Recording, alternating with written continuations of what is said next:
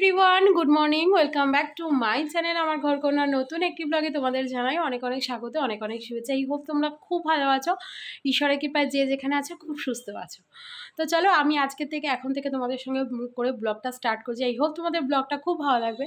ভালো লাগলে একটা করে লাইক, একটা সুন্দর কমেন্ট করতে কিন্তু ভুলো না। তো চলো লেটস স্টার্টেড আজকে থেকে। আর এখন ঘড়িতে বাজে অলমোস্ট 10:15। আজকে মেয়েদের স্কুলে গার্জিয়ানস মিটিং ছিল।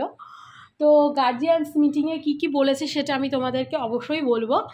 আমি গার্জিয়ানস মিটিং সেরে তারপর বাড়িতে একটু মাছ মাংস নিয়ে তবে এলাম। আজকে মা আসবে, আমার মা আসবে পারে কি, মায়ের একটা কাজ আছে আমাদের এখানে, তো ওই আসবে, ওই দুপুরবেলা আসবে, একটু থাকবে, আবার বিকেলে চলে যাবে। মেয়ে তো স্কুলে গেছে, ওর বাবা আনতে চলে গেছে, টাইম হয়ে গেছে। মাছ মাংস ধুয়ে জামা কাপড় ছেড়ে তারপরে আমি একটা ফ্রেশ নাইটি পরে নিলাম। আর ঘরের সমস্ত কাজ আজকে দেখো, বাসি কাজ বা দেখো, ঘরের বিছনাও পর্যন্ত তুলিনি, কেন অনেক সকালে বেরিয়ে গেছি, 7:15 থেকে যেহেতু মিটিং ছিল, তাই এখন কাজগুলো সারবো। আর মোবাইলে চার্জ নেই, আমি যে ব্লগটা কন্টিনিউ করবো এখন তো আর করতে পারছি না, মোবাইলে একটু ততক্ষণে চার্জ দিইনি, আধা ঘন্টা। তো চলো তোমরা সাথে থাকো, দেখতে থাকো পুরো ব্লগটা, আর কি বলছি না বলছি সেটাও শুনে নাও। সকাল সকাল বাবা আর মেয়ে দুজনেই আবদার করেছে যে আজকে একটু অন্যরকম কিছু বানাতে হবে, মানে সকালের টিফিনটা যাতে আজকে একটু চটপটি হয় এরকম টাইপের কিছু বানাও। তো সকালবেলা আমি তো বাজারে গেছি, মানে বাজারে গেছি বলতে মেয়েদের স্কুলে মিটিংতে ফিরে বাজার করে যখন বাড়ি ফিরলাম তখন দেখি অলমোস্ট 9:30 মতো বেজে গেছে। ওদিকে কি করব ভাবছি, চটপটি রান্নার কি করা যায়। তো তখন মাথায় আসলো তো চলো ম্যাগি বানাই, তবে ম্যাগিটা আজকে ম্যাগির মতো করে ওরকমভাবে না বানিয়ে ওই চাউমিন যেভাবে করে সবজি টবজি দিয়ে ওরকমভাবে বানাবো। তো তোমরা দেখতে থাকো। আর তোমাদের সাথে একটু শেয়ার করে নিই যে আগের ভিডিও দেখে দিদিভাই কমেন্ট করেছিল, দেবযানী দিদিভাই, যে খুব ভালো লাগলো, এবং তারও আগের একটি কমেন্ট দেখে দিদিভাই কমেন্ট করেছে যে তোমাদের কিসের দোকান। আমাদের অ্যাকচুয়ালি হচ্ছে ইলেকট্রনিক্সের দোকান, মানে আমাদের দোকানে টিভি, হোম থিয়েটার, ডিভিডি, তাছাড়া নানান ধরনের মিউজিক সিস্টেম, এগুলো সমস্ত কিছু সেল হয়। আর আমার হাজব্যান্ড নিজে একজন ইলেকট্রনিক্সের মানে মেকানিক। তো ও টিভি বলো, ডিভিডি, তারপরে হোম থিয়েটার, এগুলো সমস্ত কিছুই কিন্তু মানে সার্ভিস করে, ঠিক আছে। তাছাড়া ফ্রিজ, এসি এই সমস্তর জন্য কিন্তু আমাদের এখান থেকে সমস্ত সার্ভিসের লোক কিন্তু প্রোভাইড আমরা করে থাকি। এইটাই হচ্ছে আমাদের বিজনেস, এটাই হচ্ছে আমাদের ব্যবসা। তো যেটা বলছিলাম, তোমাদের এই কমেন্টগুলো পড়তে আমাদের খুব ভালো লাগে, তো তোমরা এইভাবে কমেন্ট করো। আর যেটা তোমাদেরকে বলছিলাম সেটা হচ্ছে গার্জিয়ানস মিটিংয়ে কি বলেছে। গার্জিয়ানস মিটিংয়ে একটু ছোট্ট করে বলে রাখি, কিছু নিয়মকানুন চেঞ্জ হয়েছে। আর তাছাড়া তোমরা অনেকেই জানো মেয়ের নতুন স্কুলে পুরনো টিচার চলে গেছে, পুরনো টিচার বলতে পুরনো হেডমাস্টারমশাই চলে গিয়ে নতুন ম্যাম এসছে। তো নতুন ম্যামের নতুন ধরনের নিয়ম, ওনারা চেষ্টা করেছে অবশ্যই আমাদের সহায়তা, মানে গার্জিয়ানসের সহায়তায়, যাতে পরিবেশ ভালো থাকে, সুন্দর থাকে, বাচ্চারা খুব ভালোভাবে এখান থেকে মানুষ হয়ে বেরোতে পারে। সমস্ত কথাই আলোচনা হলো তাদের সাথে। আর কিছু ড্রেস নিয়ে কথা হয়েছে, ড্রেস নতুন করে হয়তো শুক্রবার আর শনিবারের জন্য পার্টিকুলার আলাদা একটা ড্রেস করা হবে, সেটা সম্পূর্ণই কিন্তু গার্জিয়ানসের মতে, গার্জিয়ানসরা যদি অবশ্যই সায় দেয় তাহলে তাই হবে, সেটা অবশ্যই শনিবারের মধ্যে জানাতে হবে।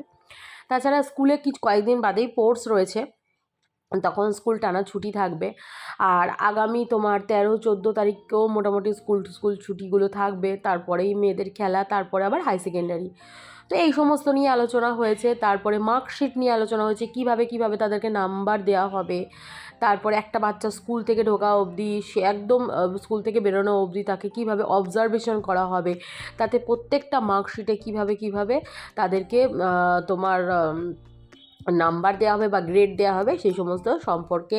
তাছাড়া পড়াশুনোর কিছু বিষয়, যেগুলো কাদের কোনটা অসুবিধা হচ্ছে, হাতের লেখায় সমস্ত কিছু বিষয়ে, মানে টিচার্সদের সঙ্গে গার্জিয়ানসদের মিটিং হয়েছে। তাছাড়াও আরও একটা হয়তো মিটিং হতে পারে কয়েকদিন বাদে, ম্যাম বলছিল, আবার হয়তো নাও হতে পারে। যদি হয় তাহলে অবশ্যই সেটা তোমরাও জানতে পারবে, আর আমিও অবশ্যই তোমাদের সাথে শেয়ার করব। তো চলো, তোমাদের সাথে কথা বলতে বলতে কিন্তু মেয়েও চলে এসছে, আর টিফিন হয়ে গেছে। একটু চুলটাকে আঁচড়ে নিই, সকালবেলা সেই আঁচড়ে কোনো রকমভাবে চলে গেছি সকালবেলা। তো একটু চুলটাকে ভালো করে সুন্দর করে আঁচড়ে নিলাম।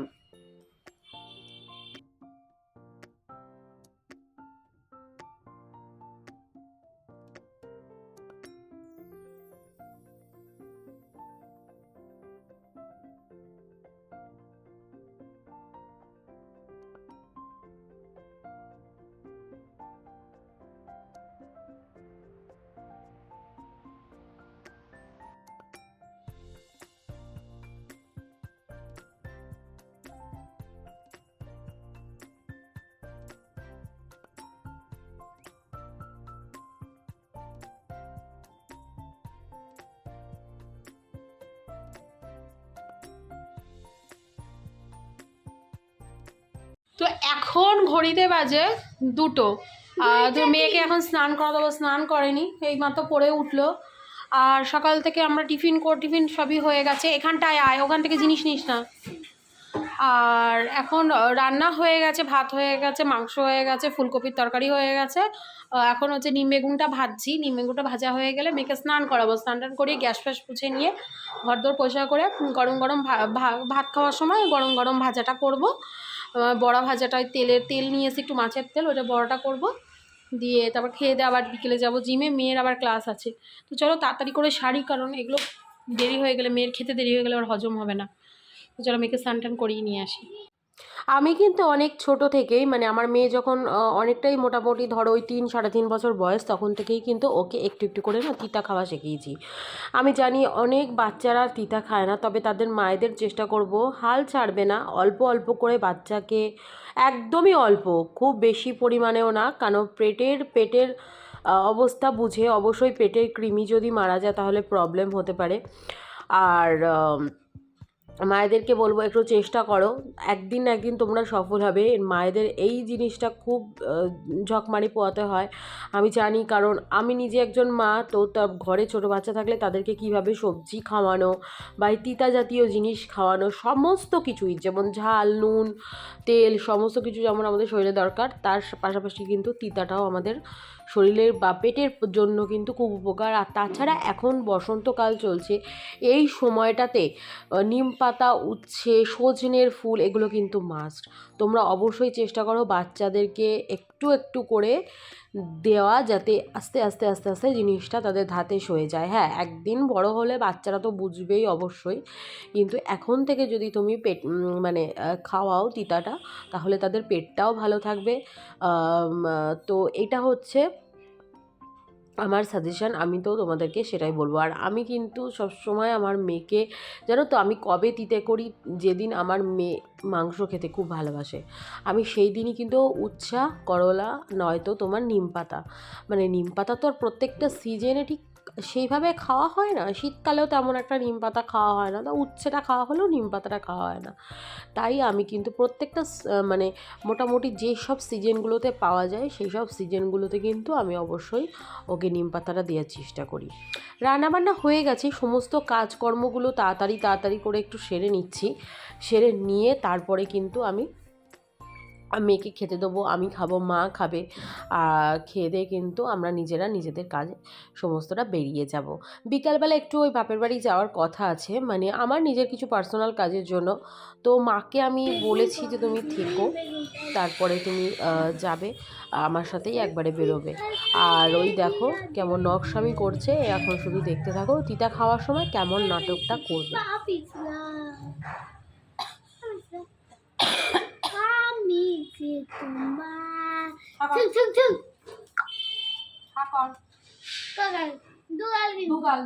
দুগালি খাবি, ধর মুখানে।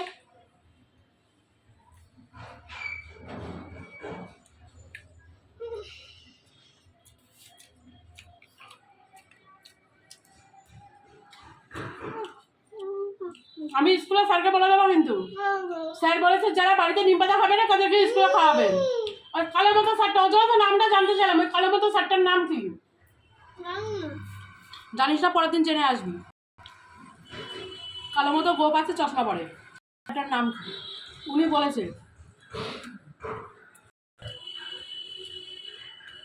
বলছে এখন বসন্তকাল, বাড়িতে প্রত্যেক বাচ্চাকে নিম পাতা খাওয়াবে করে। যারা খাবে না আমাদের এসে বলবেন, আমরা এখানে খাইয়ে পাঠাবো, যেমন ওষুধ দিই সেরকম আয়রন ওষুধ, সেরকম নিম পাতা গুঁড়ো করে পেস্ট তৈরি করে রাখবো, ওই ওষুধ তৈরি করে খাইয়ে দেবো। স্কুলকে পরিষ্কার বলে দিয়েছে।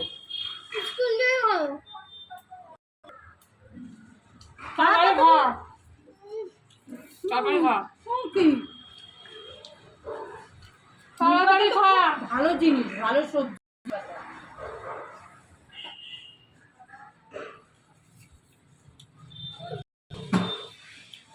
তাড়াতাড়ি খা, কোনো তিতা নেই। নিম এখন কচি, এখনো তিতাই হয় না। আর আজকে বেগুন বেশি, এক আটি মাত্র নিম পাতা।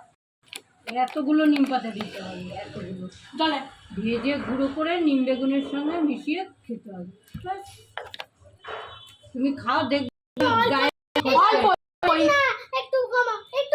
কমই আছে, এই তো তাড়াতাড়ি না তুই বলেছিস দুটো বড় গাল খাবি, তুই হা কর, তিন গাল খাই দেবো, তাড়াতাড়ি এটাই তো ভালো হবে। আমার কিন্তু বেশি ভালো লাগছে না এই নাটক। হ্যাঁ খেতে হবে না, ভাতগুলো মুখ থেকে পড়ে যাবে কিন্তু। ওইটা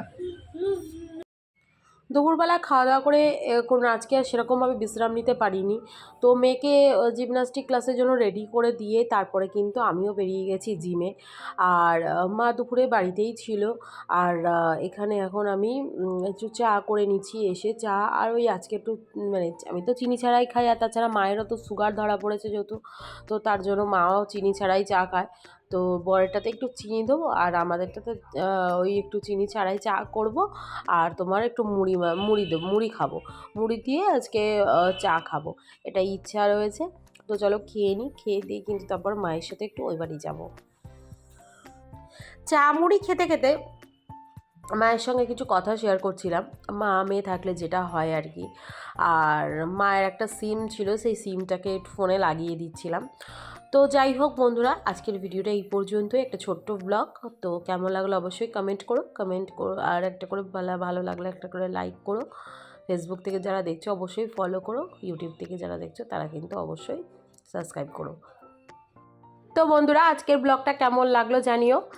আর এখানে ভিডিওটা শেষ করে দিচ্ছি, এখন যাচ্ছি একটু বাড়িতে মায়ের সাথে, আবার চলে আসবো রাত্রেবেলা। ওর বাবা আমাদেরকে নিয়ে আসবে, আর আজকে আমরা কিন্তু হেঁটেই যাচ্ছি যেহেতু আমার বর কাজে বেরিয়েছে। তো চলো, টাটা।